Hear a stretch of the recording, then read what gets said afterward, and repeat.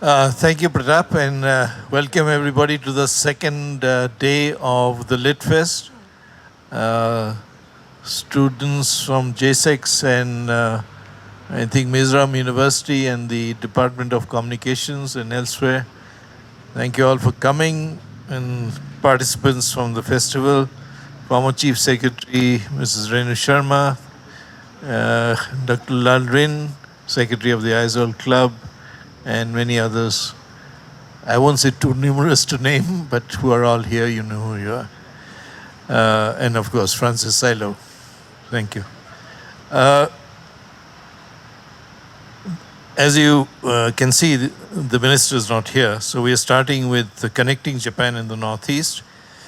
And Tomio-san has had a long career in industry in Japan and in representing Japanese industry in India. He has a very checkered career. He's a public speaker and has spoken on many issues about India and Japan within the country. And he's traveled extensively in the region, not just across India, but within the Northeast to Manipur, to Nagaland, and of course Assam and so on. And I thought it'll be really interesting, Tomio-san, if you can speak for a bit about your own experiences and thoughts, and then perhaps Rashmi and I could engage you in a conversation. We have about 40 minutes, and then we'll open it up for questions. So perhaps if you could speak for about 10 minutes, and we could have an interaction for 15 minutes, and then open it up 15 minutes. Well, thank you. Very good morning, everybody. And thank you, Sanjay-san, for the introduction. I'm here with you for the third time, actually, in as well.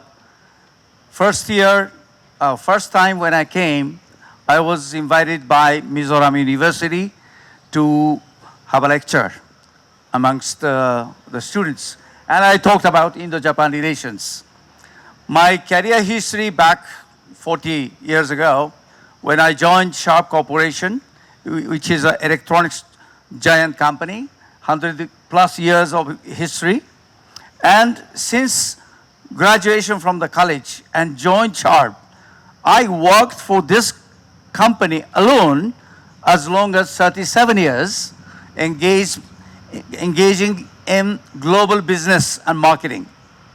And I have been traveling to more than 60 countries all over the world. I've been to so many places all over the world. And my last mission, after staying in Saudi Arabia, staying in Dubai, staying in the United States of America, staying in Mexico, and my final mission outside Japan was India. And this made my new life. It's been 15 years plus since I got associated with India. And I found Northeast India has such a very special connect with Japan. I have been to Manipur, I have been to some of the places where we had common bad luck maybe, but it was a good initiative done by the both governments from Indian and, well, Indian, I mean, at that time, some leaders and teams who fought for the nation, for the independence, and the Japanese government, both together, fought against the Britishers. That was a common thing and common history that we can share. There are memorial museum in Manipur, as you may know, which was inaugurated by the Japanese government and funded by the Japanese government too. And there are many other projects going on here and there, including Mizoram as well, and many other Northeast Indian towns and cities. Many projects, infrastructure, educational, human resource developments, and so forth. And since some years ago, I believe it was like 2018, when Japan and Northeast ministry has agreed to tie up and make big projects to engage in infrastructure, human resource, business matching, and cultivation of any industries and so forth.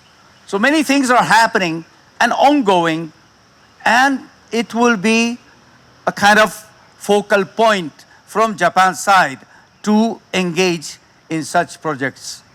And I'm very much honored to be here and to talk about this to you all, to get to know that Japan is really focusing on NAR, Northeast region, and particularly here in Mizoram, I am very much interested in human resource development. Japan is quite suffering from the shortage of manpower. Just contrary to India, we are having less and less and less young people, unfortunately, and increasing more and more and more elderly people like me. So it's a big contrast with India, where you find so many young people coming up, growing numbers, and getting more and more educations. Indian government has made some commitments for all those young people to get educated. I know that it is around 30 to 30% of engagements out of the population. But this 30 to 35% will become 50%. That's as targeted by the Indian government. So more and more educated young people are coming out of the society and looking for a great job opportunities. Now, please think about Japan as your destination. Why? Because we have such a shortage of manpower in younger generations. In all sectors, all fields. JSEX, based in Guwahati, Assam, has started to develop human resources in Northeast India, particularly here in Mizoram. We have now focusing on Mizoram students, youngsters like you, to get to know about Japan, learn Japanese local language, because nobody speaks English well in Japan. Then, when you get to know good level of Japanese culture, when you reach out some good proficiency in Japanese language, then you will have a huge amount of opportunities, open up new horizons for your career paths. That's what I'm very much engaged, and this is my main focus, in addition to many other things that I'm doing as a bridge person connecting India and Japan. So this is where I am, and thank you so much for your listening. Thank you very much. You've really kept not only to time, you've instead of 10 minutes, you finished in 5, so we have more time to talk with you. And I think that's part of the Japanese tradition of both excellence and brevity. Come to stick to the point, make your points, and then move on. My colleague here, Preeti Gill, and I, and Mayumi Murayama, from the Institute of Development Economics, we did a book which was published by Rutledge called Northeast India and Japan, Connectivity Through Engagement. It is the first book that brought together Japanese scholars and Indian scholars, and we have something like 12 Japanese scholars and 10 Indian scholars who have essays in that book. And I would recommend that for anybody who is interested in Japan, not India relations, but Japan Northeast relations. But I want to come to a point which you referred to earlier, which is your own interest in the region and what is the reason for it? If you could explain that a bit more. Because, I've been to the memorials, some of us have been to the memorials in Imphal, in Moirang, where the first Indian flag was hoisted on Indian soil, the tricolor, and are familiar with the battles of Red Hill, which caused a lot of death and distress. And the rolling back of the Japanese army from that point. So it's both a painful chapter as well as a chapter, a point of change for both Japan and for India. So can you tell us a bit about your own thoughts on that and the issue that you referred to earlier, which was basically coming and locating yourself, if not here permanently, but certainly traveling here and looking for human resources? Thank you for your question and points raised. Actually, Northeast India has such historical connect with Japan, and at the time when still the war was going on, you know, we Japanese people wished that India can come out from the colonization and to get the freedom and come into our very big concept of Pan-Asia, kind of peaceful Pan-Asia kind of groups that we wanted to create. Even though Japan was defeated, even though the Impal operation was a failure, but we fought both for Indian people's freedom, which was the truth and it was a fact. Some people say very negative on this operation, but I think I can see the positive side of it. And I didn't know much about the history. Actually, nobody was really very well aware of those Impal operation, Kohima things and other things. But once I was here in India, then I realized as a Japanese person, I need to know more about those facts, those histories, connect India, Japan, and history, common memories that we can share, and how much impact it was there for both countries. And I realized this is still going on. Nothing is ended. I think still we need to explore real facts and what was the true outcome of those operations that we have done together. I've been to Manipur quite time, and I've been to Manipur University to talk about this also. And I realized in Nagaland, Kohima, realized that some people from Japan are coming regularly to explore and excavate for those still untouched souls and kind of memories still not recovered yet. Can you this is a very important part. It's part of the cultural history of Japan. The search for remains. Just explain that. The Japanese government has mounted an expedition, an official expedition, to discover the remains of Japanese soldiers who were killed in the battles of Kohima and Manipur. And the Japanese government sends officials to recover bones, because there is a belief in Japan. If you can just describe the belief, why the bone is so important, finding the remains is important. Yes, the bones of the,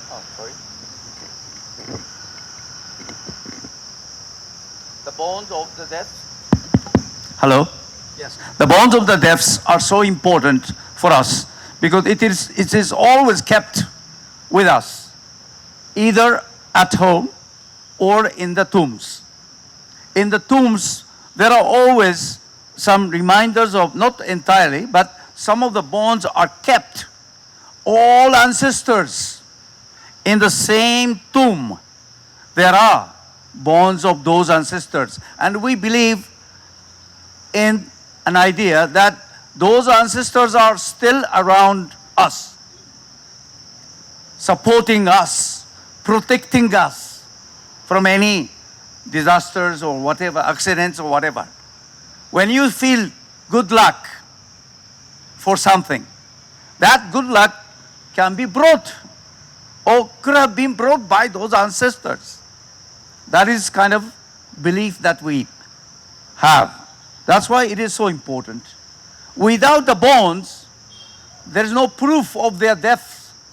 That means they cannot believe they are dead. They are gone. Somebody is telling, my father is gone in Kohima. But if there is no bone, who can believe in that? Still, it's not yet finalized unless the bond is recognized and found and brought back to their families. That's why. It's really a question of resolution, a resolution of the issue, you know. Rashmi. Thank you, Sanjana. Mr. Isogai, you are also a member of the Ayurveda Society in Japan. So how do you explore possibilities of integrating Ikigai? You're talking about and practicing and letting people know more about Ikigai. So how do you explore possibilities of integrating Ikigai with traditional Indian wellness practices in relation to health and longevity of Japan's aging society? Like you just now said, more and more people, the population is increasing in the senior age bracket. Right. That is one question, and maybe connected to Ikigai. How do you connect Ikigai to professional life? Because you are training children from the youth from India, the Northeast, to work in Japan. How do you connect professionally Ikigai, the Indian practices, and professionalism? Okay, thank you for your question. Number one, I belong to Japan Ayurveda Academy or Society. Yes, officially Japan Ayurveda Society, which is a kind of group of practitioners, researchers in Ayurvedic medical treatments, which is one of the Ayush, as you know, the traditional medical treatments and prevention of the illness, which I do believe, because of the aging population that we have, more and more aged people are growing in numbers. But many of those growing aged people are living with the longevity, but thanks to the technology only. Thanks to the Western technology, could give them the chance to live longer. But many of them are living, but in beds, living with treatments, living without eating. Are they happy? Are their families happy? I don't think so. They are happy only because their parents are still alive. But alive not in a happy way, not active way. So many senior people, like more than 90 years old, 100 years old, are still living happily, acting, eating, walking, talking. But majority of those elderly people still surviving in beds, in hospitals only. They're not happy. But Ayurveda can change this. Ayurveda can give all of us the chance to live longer and healthier. That's why I belong to this, and I'm trying to promote Ayurveda and Ayush in total in Japan. This is number one. Number two, Ikigai is one topic that you may want to know. Ikigai is the meaning of life or reason for being in translation. But translation does not give the right word or meaning of Ikigai. Ikigai itself is the happiness of living, happiness of doing something, happy feeling in engaging in something, some activities. Happiness is not only just for you. Happiness to share with other people like you. So there are 4 elements if you have read this book, Ikigai. By the way, this book Ikigai was authored by two Spanish people. Two Spanish people wrote about Japan, wrote about some people living longer life in Japan, in the very southern part of Japan, Okinawa. Right? They found out some of the reasons, common reasons and common backgrounds why they live longer and happy. And they found some elements. And there are 4 elements to live an Ikigai life. Number 1, doing what you like to do. Not doing what you don't like to do. Number 1. Number 2, doing what you can do. You are able to do. You have the capacity to do. You don't do anything you cannot do. You don't do anything you cannot reach out. Within your capacity, doing something you like is number 1, number 2, right?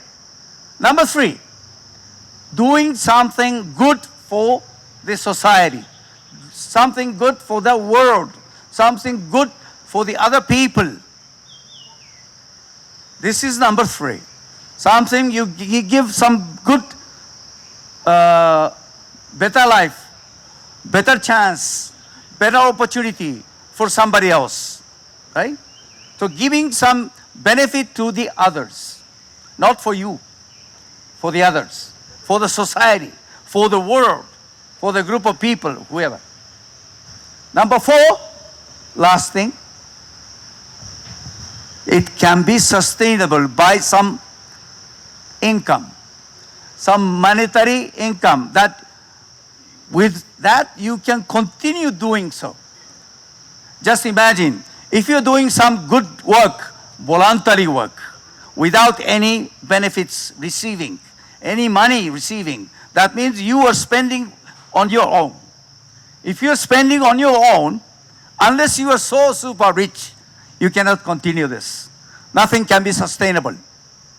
So, anything you can do, what you like, what you can do, and what can bring out the goodness to the world and society, but you can get some money out of it. This is number 4. So those 4 elements, nothing can be missed.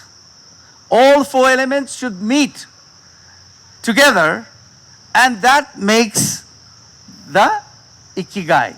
The crossing point of those 4 elements on the center, heart of those 4 elements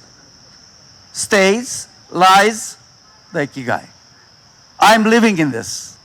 After my, retirement from Sharp Corporation, which I worked for 7 years along, then I got independent. I decided to come back to India and stayed more than 10 years now. And I believed that I like to do, help the Indian young people to get good qualification, good talent, enhanced to fit the Japanese society, and come to Japan to get the decent jobs like caregivers.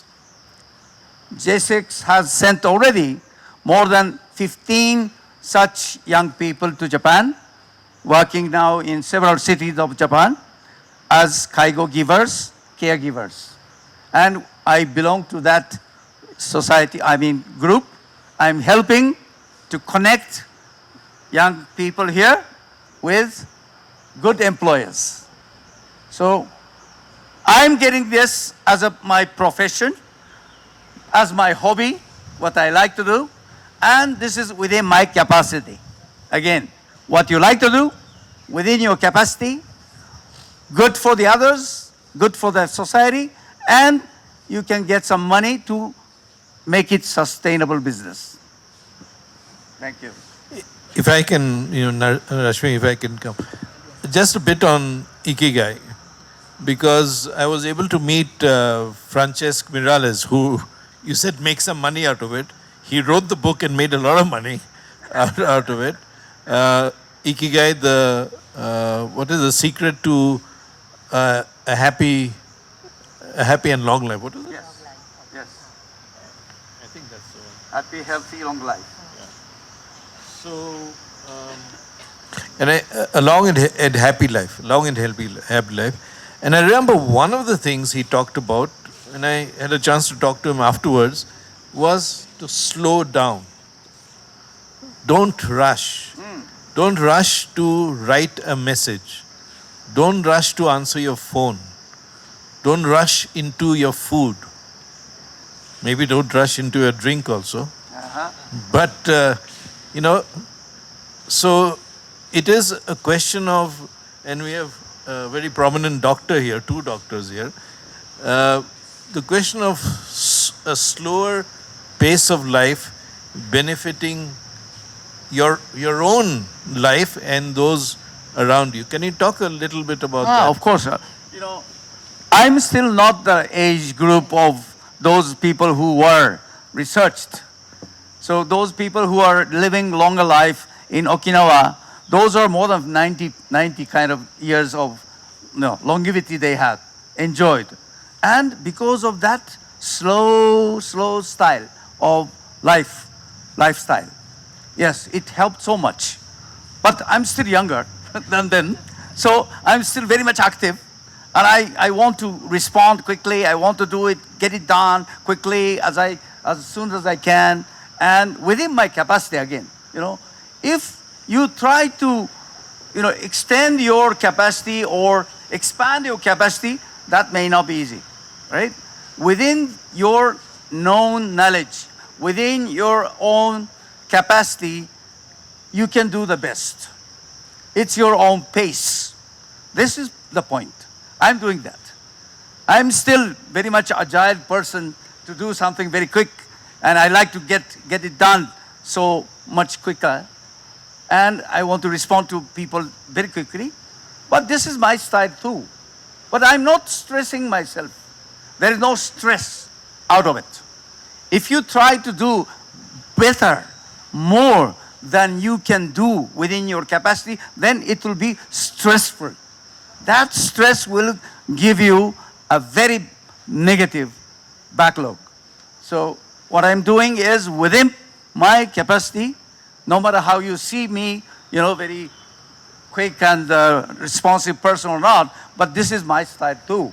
Once I get older, I believe I will get slower and slower and enjoy my longer life with health.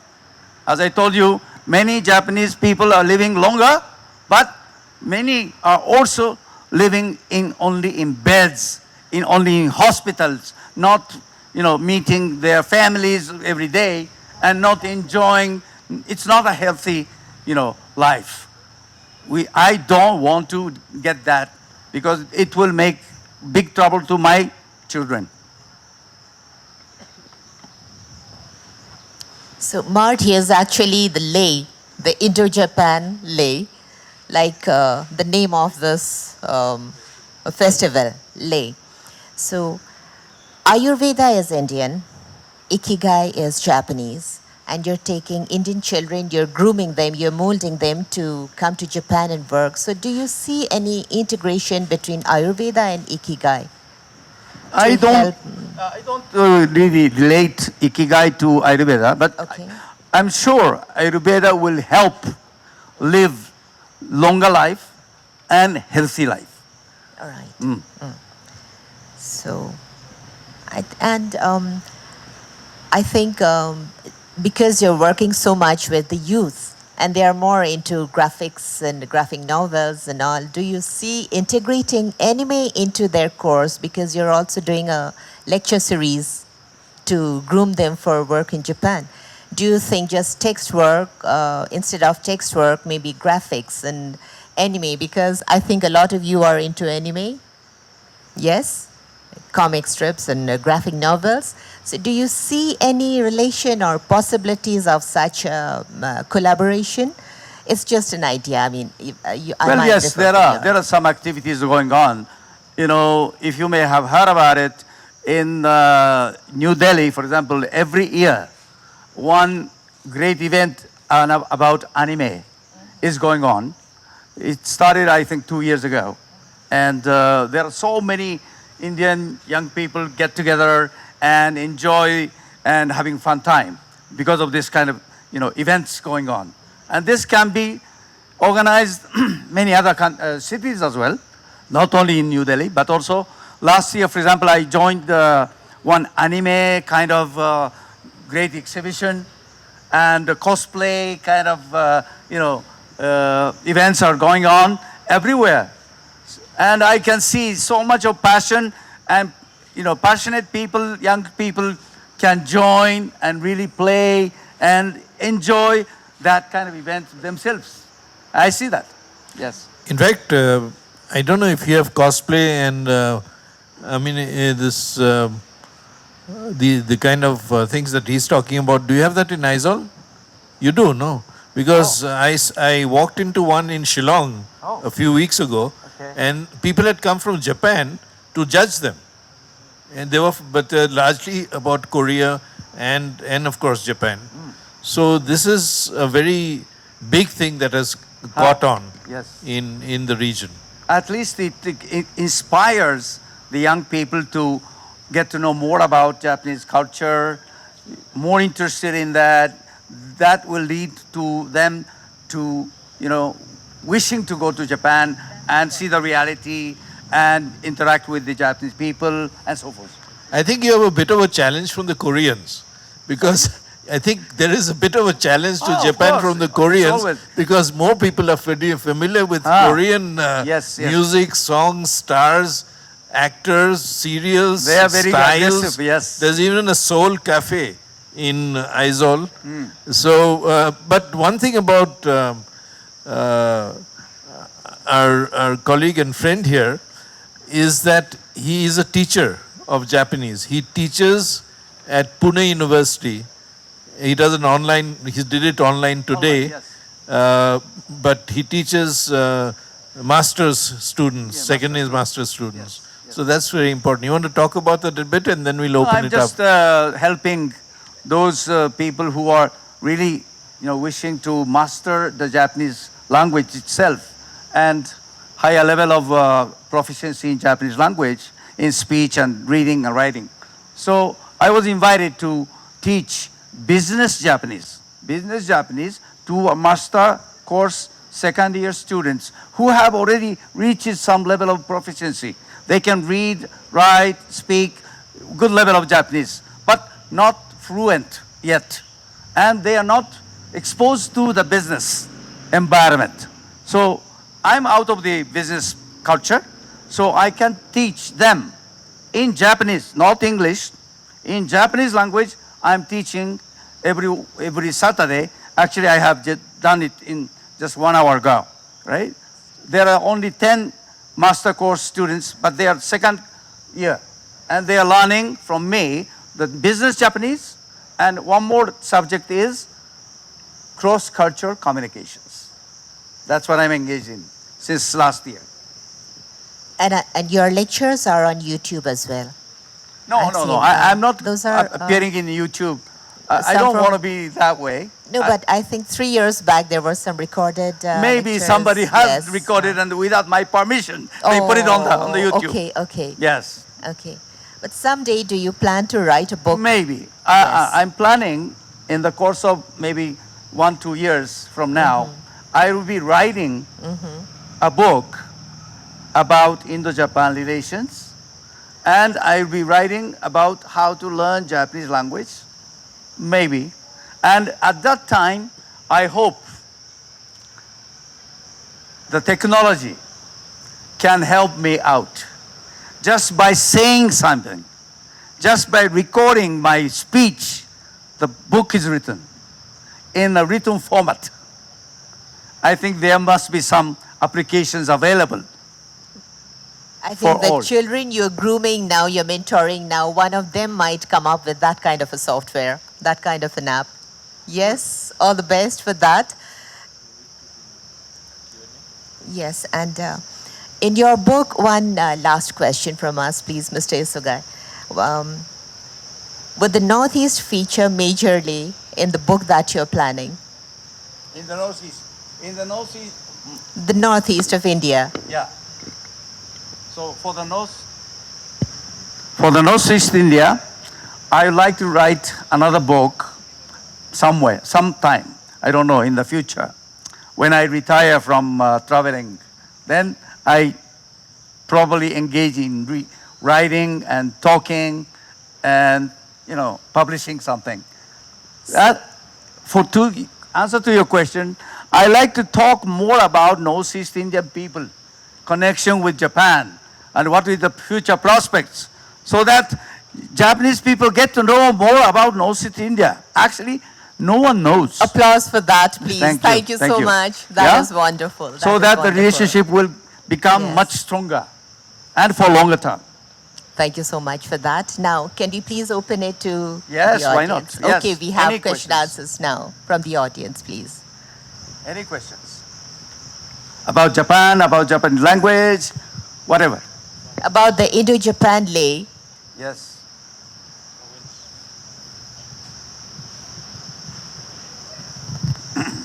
Ohayo gozaimasu. おはようございます。 Okay, so my name is Sarah, and firstly, I would like to say that I really enjoy the lovely interaction, and I also resonate with the concept of isogai as well, and I hope I get to interact with you more on that later on. But firstly, as a researcher, I would like to ask you a very simple question. How do we sign up for the cross-cultural program that you talked about? That is the first question. Sorry, well, first question is? Yes. How do interested persons will sign up for the cross-cultural program you just mentioned? Cross The culture? Yes, program that you just mentioned. Yes. How do we sign up for that? Are there like time limits, or if you could the elaborate? details of Yes. registering or getting Yes, enrolled yes. for the cross-culture program. This is a very exclusive program for Okay. Pune University, Okay. Pune State University in Maharashtra. So it is just a program that I can conduct anywhere. You can just invite me. Okay. You can just organize one course, Okay. and then I can be the teacher. Okay. Okay. But online, of course. Yes. I'll be doing it from Japan Okay. too as well. Yes. You can just make a group of people who want to learn about international cross-cultural marketing or cross-cultural, communications. Yes. Okay. So the second question is, if you don't mind, Ikiga? the second question, if you don't mind, The second okay. yes, question. yes. Of course not. Are there specific institutions, archives, or researchers I should focus on getting in contact regarding job opportunities or researching in the Japan, or to be more broad in the East Asian culture? Are there research institutions or archives that I should be focusing on? Yes. First, you need Yes. to contact J6, Okay. which I belong to, The first step. in Guwahati, Yes. Assam. They can organize such events, seminars, or any workshops that you want to learn. Okay. And Martsan here, my friend Martsan is Okay. also belonging to J6. We can organize here in Aizawl any seminar, or series of seminars, course of learning, or anything. Okay. You can just create. You get to take the initiative and to start such formation. Okay. Then I'll be happy to come. Yes. Okay. Arigato.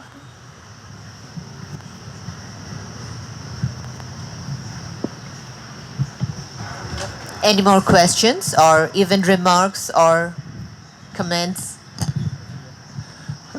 Good morning. I come from Sikkim, as I told you yesterday.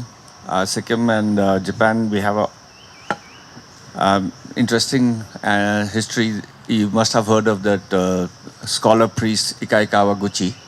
Before he went to Tibet, he spent time in Darjeeling in Sikkim, learning Tibetan and disguised himself as a monk, and we went there.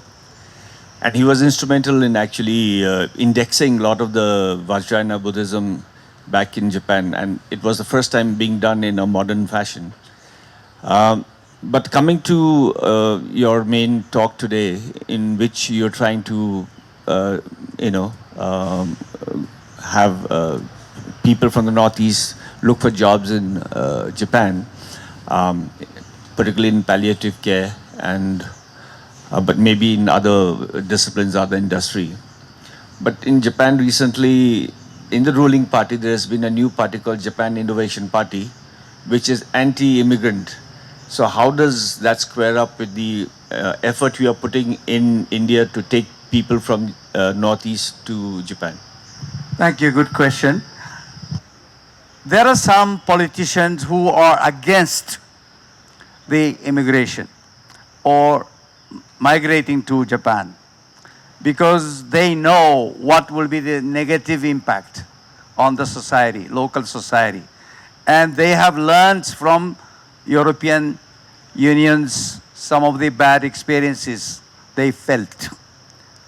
And we also welcoming many foreign workers in the past, and that was creating some of the issues. Some of the issues include crimes, missing people, escaping people, and creating some really big problems in the local societies. Once one nationality people get together in a big group, then they will create a big noise, and political setback is happening there, and local government is suffering from how to control them and so forth. So such negative points are raised, and such negative points are now being discussed, how to avoid, how to protect the local people, and how to make a peaceful community, co-living with many different foreign people. So it is not a very negative approach, but it is a positive approach, how to protect the local people and how to keep the peaceful society living, co-living with foreign workers and expertise and experts and so forth. So they are going to, the politicians are now trying to make new rules, how to welcome people, how to qualify the people, how to get the visas, right, entry visas, and how to give the permanent living residence permissions and so forth. There are certain criteria need to be created and reviewed and implemented. So I see it's a very positive side of it. Hi, Tommy. I would like to comment on that Japanese War Memorial, and I would like to connect with one of my fellow entrepreneur from Manipur. Back in 2024, the Ministry of Tourism, Government of India, organized International Tourism Mart hosted in Assam, Kaziranga. So that time, all the northeastern state they are giving one case study for a new tourism product. So they invited me to present a case study from Mizoram. So the topic was chosen by MOT was wine, emergence of wine tourism in Mizoram. So we present our case, and there one Manipur startup, his startup was a tour where connecting the Japanese War Memorial, and they are also looking for the new some wreckage of the plane, or burned out tanks, or tombs of the remains of unknown soldiers. So it got quite a buzz in the Japanese as well as the Britishers. So that their grandfather, their father, or who died on the in that area. So do you think that kind of startup can be supported by Japanese government or any kind? Possibly, of course. Through some right channels they have to go and approach.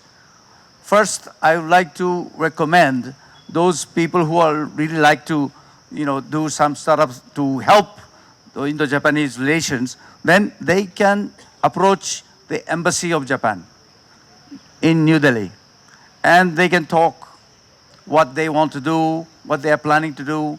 If there are any financial support given by the embassy or jointly, right? Because the embassy can be connecting to Indian government as well.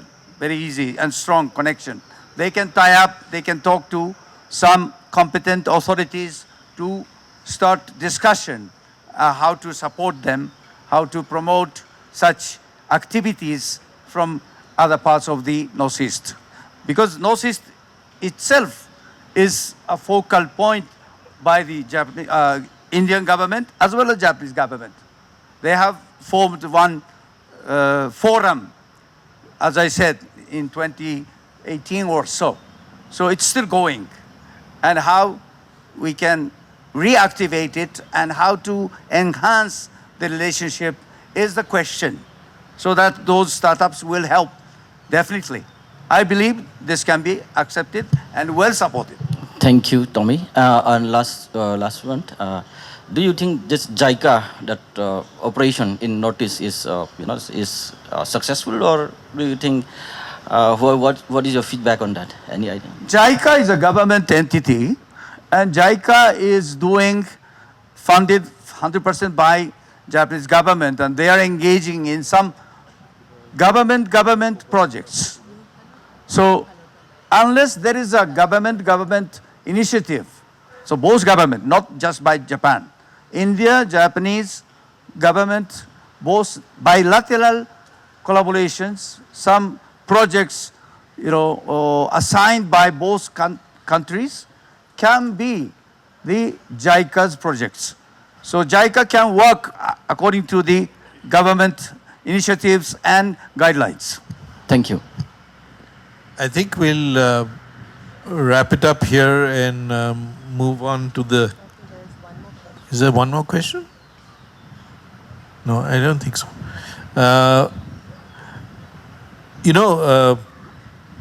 The former Prime Minister, Japanese Prime Minister, I think Fukuda-san, he said a few years ago, I happened to be in Delhi at the Indian Council of World Affairs when he made that address. He was then Foreign Minister. He said that the northeast of India, there are two hubs for Japan's foreign policy. One is Southeast Asia, basically Vietnam and that side. The other is Northeast India. And that's where India and Japan come together. So I think that's very significant. I'm very glad that, you and Maruata and your colleagues are doing this important work. And I hope that hundreds of people will go from here, not just 10 or 15 or 20, because you need numbers to make that visibility and that presence felt. And I wish you success in your endeavors at Ikigai and living life in the fast lane. Yes. So thank you all. Thank you. Thank you so much. It was a pleasure.